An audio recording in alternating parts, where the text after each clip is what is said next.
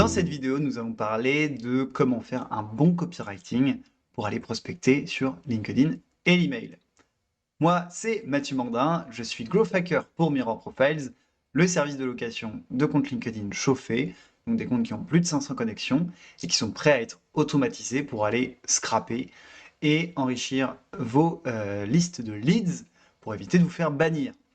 Le copywriting ou l'art d'écrire des messages qui font vendre ou qui convertissent, c'est le sujet de cette vidéo.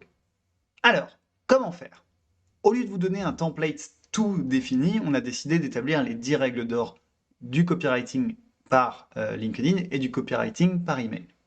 Tout d'abord, ce qu'il faut savoir, c'est qu'il n'y a pas de bon copywriting sans un bon ciblage.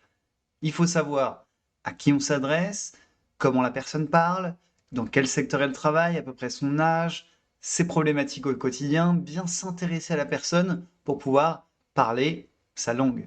Dans un de nos cas d'école, on avait un client qui voulait prospecter à grande échelle et qui voulait baser sa personnalisation autour de quelle machine la personne utilise. Sauf que cette information, elle n'est pas disponible sur le web ni sur les réseaux sociaux. Donc pour contrecarrer ça, ce qu'on a fait, c'est qu'on a déployé 50 Mirror Profiles qui étaient étudiants et on a demandé, on a fait une sorte d'enquête, quel genre de machine, quel genre de technologie vous utilisez aujourd'hui. Et en fonction, on a pu personnaliser le copywriting avec cette information-là. Tout ça pour dire qu'avec la bonne information, on peut aller personnaliser le bon message et faire mouche, faire la différence dans notre approche. On peut discerner dans les types de copywriting l'objectif marketing, déclencher une action, par exemple s'inscrire à un webinaire, télécharger un livre blanc, ce genre de choses.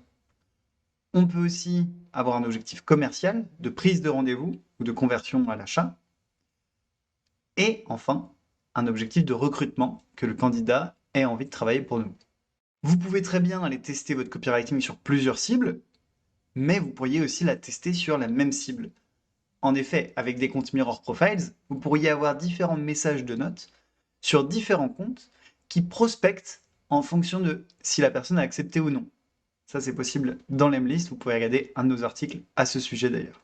Maintenant, nous allons pouvoir aborder les 10 règles d'or du copywriting sur LinkedIn en commençant par votre séquence. Quand vous construisez la séquence, pensez à environ 5 à 7 messages sur LinkedIn et au moins 3 jours minimum de relance entre chaque message. Ça va vous permettre d'aller continuellement relancer cette personne-là jusqu'à obtenir un oui ou un non. Et il n'y a pas de règle, c'est-à-dire que vous pouvez espacer aussi loin que vous voulez dans le temps. Si vous voulez espacer de 1 mois ou 2, vous pouvez. La deuxième règle, c'est d'éviter un style un peu trop commercial. J'ai un exemple là, par exemple, dans l'article. Chez Pavageau, nous sommes convaincus qu'offrir des goodies à l'effigie de votre établissement est un excellent moyen de fidéliser votre clientèle tout en offrant une expérience unique. Essayez plutôt un style les goodies personnalisés sont un excellent moyen de fidéliser vos clients. On se met à la place de la personne. Tout le monde aime recevoir des cadeaux et c'est une des meilleures stratégies pour encourager le bouche à oreille. Point. On ne parle pas trop de soi, on parle plus de la personne, voilà, de ce qu'elle pourrait obtenir grâce à notre solution. La troisième règle, c'est tout simplement être concis. Moins de 500 caractères, tout le temps, vous verrez, ça va très vite. La quatrième règle, c'est d'éviter de signer avec son nom ou bien à vous à la fin, c'est pas un email, c'est un message sur LinkedIn. La cinquième règle, c'est une manière de construire vos relances. Soyez très très très simple. Bonjour, avez-vous eu le temps de lire mon message? D'ailleurs, petite parenthèse, mais c'est maintenant possible d'envoyer des messages vocaux sur LinkedIn grâce à la Growth Machine. Et vous pourriez dire, avez-vous eu le temps d'écouter mon vocal? La sixième règle, c'est en fonction de votre cible, vous pouvez privilégier le vouvoiement ou le tutoiement. Ça peut paraître contre-intuitif, mais parfois ça rapproche de tutoyer sur des petits sujets, des petites approches. Le tutoiement, ça peut aider. En anglais, ils n'ont pas ce problème-là, mais voilà, en français, ça dépend. Vous allez avoir des retours de gens qui vont vous dire non, surtout, ne me tutoyez pas, ça va pas du tout. La septième règle, c'est d'utiliser des tournures positives. On évite les je dois pas tomber au bon moment pour quand vous aurez un moment.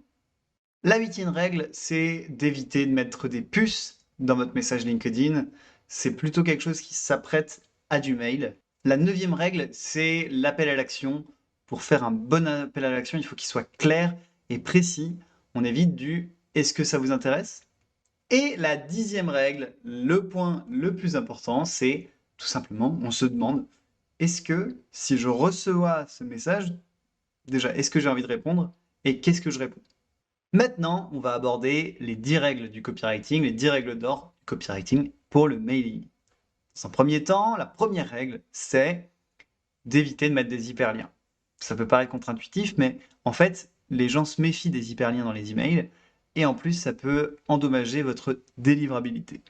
2, on oublie le jargon professionnel et on va privilégier le jargon de la personne, un petit peu le parler. 3, l'objet de mail doit être très court, pas plus de 5 mots, et ça doit être comme si c'était un mail interne d'un collègue. Fred, as-tu reçu mon dossier? As-tu reçu mon message? Fred, ce genre de choses.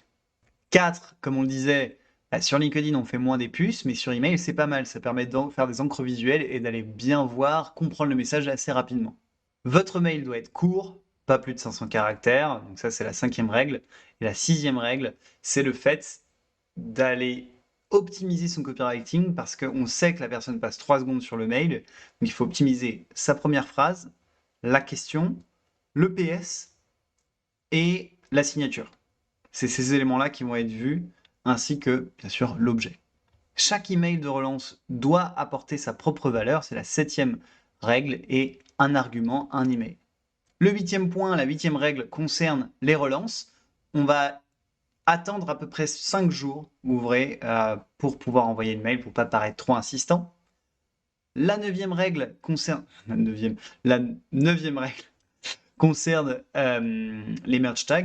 On peut aller inclure des champs personnalisés dans notre email et ça va devenir très intéressant quand on a une bonne base de données bien qualifiée et on va vouloir inclure peut-être le nom de l'entreprise, le prénom, le nom, ça c'est assez basique, mais peut-être des icebreakers en fonction des données qu'on a récupérées sur LinkedIn. Et maintenant avec ChatGPT, on peut analyser les profils et créer des icebreakers en fonction.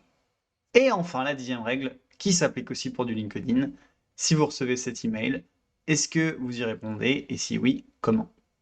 Pour conclure cette vidéo, ce qu'il faut retenir, c'est que le copywriting est un art et que pour réussir dans cette discipline, il faut se mettre à la place de la personne, parler sa langue, se renseigner sur ses problèmes, réfléchir à comment elle reçoit l'information, quand, et qu'est-ce qu'elle peut répondre.